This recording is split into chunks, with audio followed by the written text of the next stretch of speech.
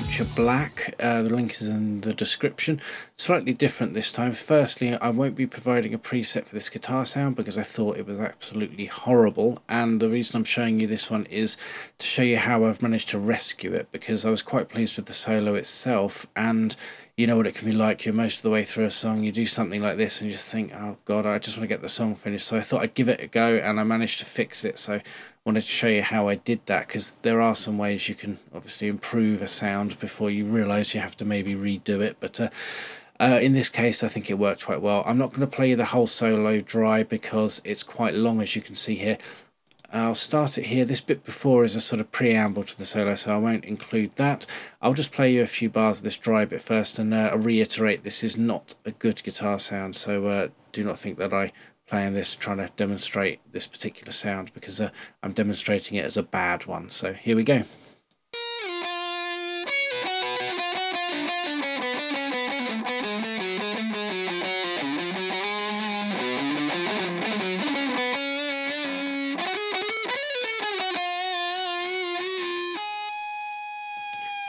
Okay, quite a lot wrong with that. It's a bit too much gain. There's a lot of woolliness to it. It's very scratchy. It's just not a very nice sound.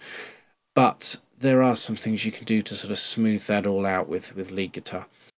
I'd wanted, if you've listened to this song at all, there's a lot going on, a lot of synths going on with some ethnic instruments, and also some odd sounds that have weird ethnic instruments with phasers on them, and other morphing type stuff. So I wanted a different lead sound, and I wanted it to still fit in with that same sort of weirdness, and as it happens, that also helped me to sort of smooth it out and make it a nicer sound. So let's see what I used here. First of all, again, the Renaissance axe, same sort of thing as what I did on the other one. I won't really go into that too much, I'll just turn that on. Equalizer here, the Q10 again. I like the Q10 because I load it up and I've got as many bands as I really am ever going to need. If I load like the Q1 or the Q2 and then find I needed another couple of bands, it's annoying. So if you've got this, then great. If not, then really any of the Cubase ones will do the same job. You'll see again, taken off some of the harsh end there, and I've really started the high pass quite a way up. That's says here 283, but as you can see, it's really pulling down anywhere from about the 500. So I'll show you the difference that makes. It's really not too noticeable, so you really can afford to take away a lot of that energy sometimes without affecting the sound too much. So let's have a listen.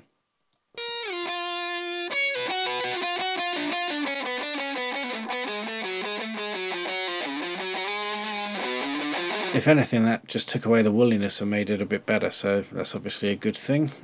Another good trick then to smooth out that sound, I used a phaser, and nothing fancy here, just the standard Cubase phaser. I haven't done a preset for this because obviously this is very song dependent and taste dependent, but you can see what I've done here. I've added a nice width to it to give some more width, because this is actually, although it says it's a stereo file, it was single guitar, so it is a stereo file, but it's just down the middle at the moment, and I didn't really want that. So width at 100, spatial at 100, quite a high mix, because a phaser, the type of sound it is very good at smoothing out sounds. So I added this to get rid of some of that scratchiness, and let's hear what it does.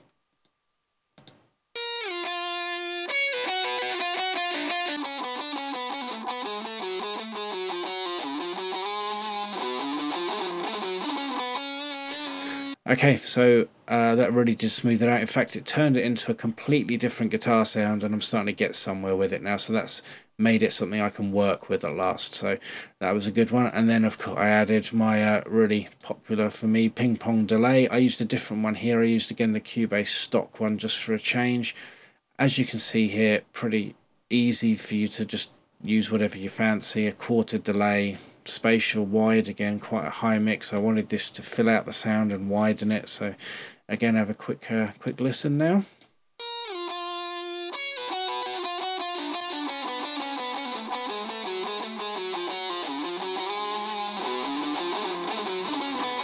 Okay, again, I think it really smoothed the sound out a bit as well. It just seems to take some of the harshness off the phaser, so I was really pleased with that, and that's why I kept that one instead of the Super Tap. I have noticed delays can have that sort of effect. It's worth trying different ones, and for different guitar sounds, they do produce different end results, and they seem to filter in different ways. So these filters obviously worked well with the phaser, so that's what I went with. There were other leads doing other things, as you can see by these tracks I've got here. They were doing things at different parts of the song, adding to the rhythm guitar. So I put, after this, all of my leads through a lead guitar group. There are some more plugins to come then, but actually before I do that, one more thing that's very important to show you for lead guitar, I'll zoom in a bit as well, is automation. As you can see here towards the end of this phrase, I think there's a lot of whammy bar action going on there, and compressing just wasn't enough. So I do bear that in mind. Sometimes the dynamics on a lead guitar, and you see I've done it further on here as well, the dynamics can vary a lot and a compressor just won't do the job. So don't be scared to start drawing some drastic lines. Well, listen to the phrase there so you can see what I had to do to keep the volume level.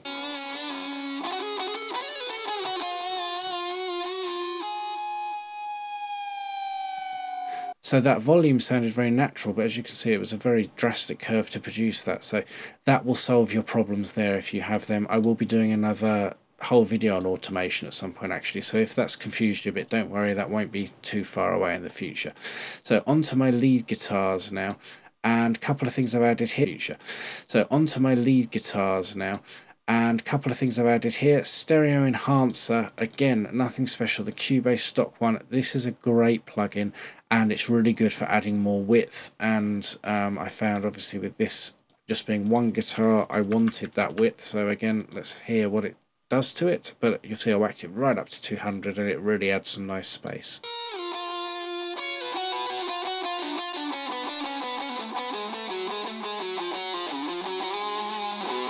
That really effectively moved it from the center right out to the edges, which works really well because it makes you perceive it back in the middle, but it stops the sound being in the middle, taking up some of the space that you need down the middle for all the other stuff that's there. Finally, C4. I love this on guitars, and if you don't have it, I've said this many times before and I'll say it again, if you're going to buy one plugin, this has really got to be it for electric or heavy guitars. It's a beautiful plugin, and one place I usually start, if I go to a blank one, for lead, I like to start this upward compression plus 3 dB. It just smooths out the sound nicely, but also adds a bit of volume automatically, which you can obviously change either using your output gain here, or you've got a gain across here, and these controls move them all at the same time. So you can change that if you want, but it's a good place to start. And as you can see, the range is very small, only 3 dB. It squishes everything nicely, which, as I said, for lead guitar works nicely. And what I did here was pull out some of the low mids again. You'll see the range on the low mids here. This is controlled by this slider here to an extent as to how it reacts to the range, and it just pulls more of the mids out when they get too big. Let's see how the effect works here and how you'll see the line affecting when the mids get too much.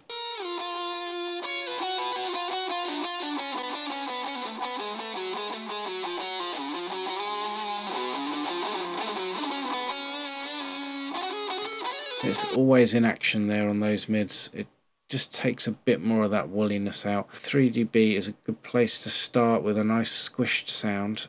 Going back here, you'll see I've also changed my frequency responses here.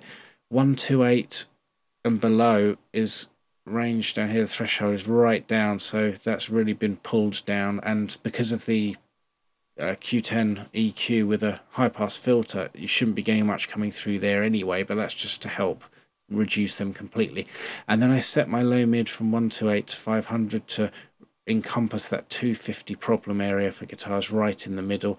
Then I set up to 8K, 500 to 8K. You'll probably remember 8K is roughly where you should start pulling out your high sort of sound, and put your low pass filter in, so that my main area here wasn't too affected. So it is important to pay attention to where these frequency areas are, and you'll see on the default it's not very useful for the lead guitars there, so you will need to just grab these and slide them around to move them to a place that makes a bit more sense for the sound you're working with. Let's have a listen to how that whole thing sounds. I'm going to take off all of the plugins, and you'll hear the difference that from the horrible beginning sound to the what I think I did a pretty good job at sorting it out, and listen to that then within the full mix.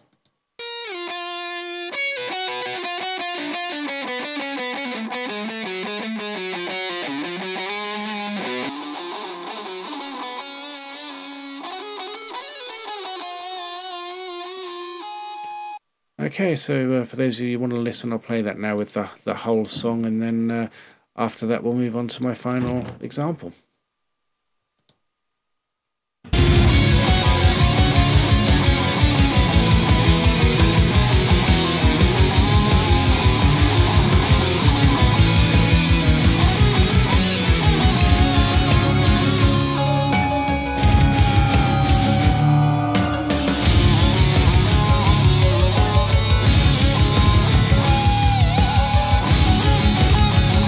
Finally, I wanted to show you something slightly different. This is a song I'm working on at the moment, so there's no final mix to compare it to, and in fact I'm going to work backwards with this one, play you a mix that I've done so far of the solo, and then work back to show you this how I created the sounds.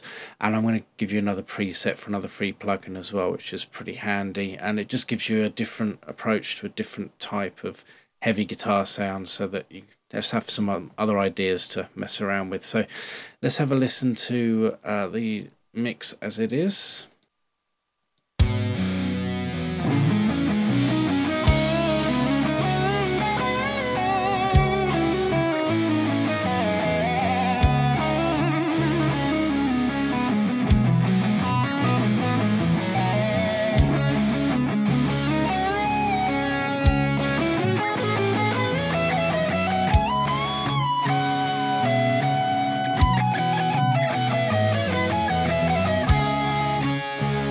Cleaner than the other two, but it's still sort of distorted sound. But first of all, the lead guitar, you can see again it's a single stereo track here, which I originally used up here. We're going to have a quick look at what I used to make the sound.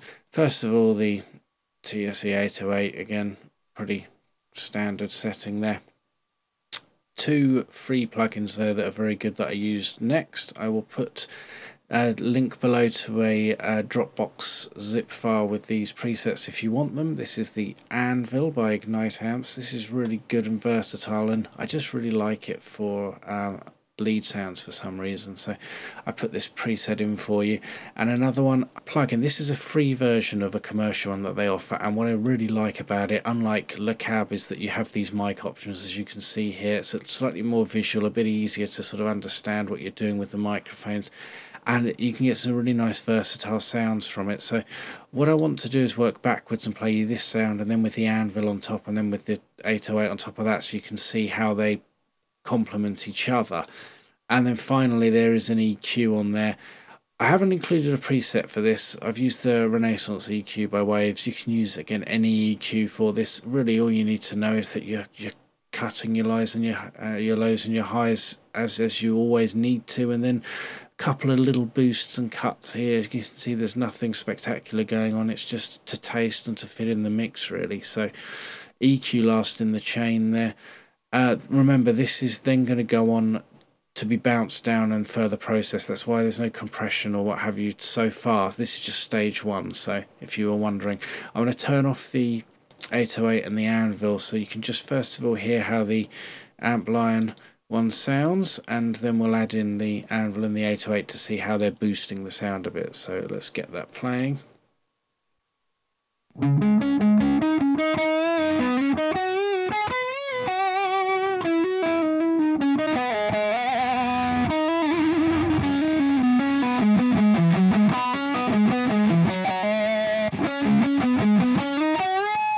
Okay, hopefully what that demonstrates to you is that you can use any combination of these three. That on its own is quite a nice, fairly clean sound, then the Anvil boosts it a bit, and the 808 gives it some real grit. So quite a versatile sound there, so hopefully you can have some fun with that.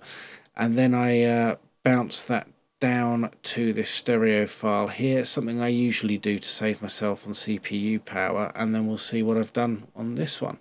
The axe a lot harsher on this song than with the heavier tracks. This is because being quieter with those dynamics as well, and the bends, and when I use harmonics, really need to squish that down a bit to keep it all reined in. Then I put the IVGI, I've been through that already, again nothing special going on, a bit more of the high frequency here, just the way it needed to be for this song. Again, you mix and match to whatever works. EQ, again, low and high cuts, no secret there, pulled out a bit of the low mids, it's all very standard stuff. And surprise, surprise, I got myself super tap again at the end with a very familiar sight that you'll see there. It's just the one I love using, and I find it very effective. You're going to find plugins that you use just as much, I'm sure. So that's really it. It didn't require too much, just maybe, as I say, with these softer tracks you do need to actually compress more, because the dynamics with leads vary more with this sort of song for some reason. When it comes to lead, I find you may find different, but that's a good setting for this kind of thing. You already heard the finished product for this, but I'll play it again to lead us out. I hope that gave you some good ideas to work with. Any questions, leave them below. One final thing I want to say, Google Plus. I know there's been a lot of stuff said on YouTube about how Google have really fucked up the commenting and messaging system. I'm not going to add much to that, except just to say that it really has caused me some problems. I'll put a link in the description if you want to look at a good example by a famous commentator as to how it's causing him trouble in replying to comments or seeing comments. If you don't use YouTube much for that side of things, you may not appreciate that for those of us that get messages and comments, it's really made things difficult. So if I don't reply to you, I'm not ignoring you, I'm just finding it really hard sometimes to actually see what's going on nowadays. So I apologise if that's caused any problems. Try sending me a direct message instead if you want an answer to something, and hopefully that will get through to me easier. So please do still leave comments. Hopefully it will get sorted out soon, and when we get used to it all, it will be okay again, but they've really caused us some problems here. Anyway, I hope the video was some help, and I'll see you soon. I've got a couple more ideas that should be coming out shortly. Cheers.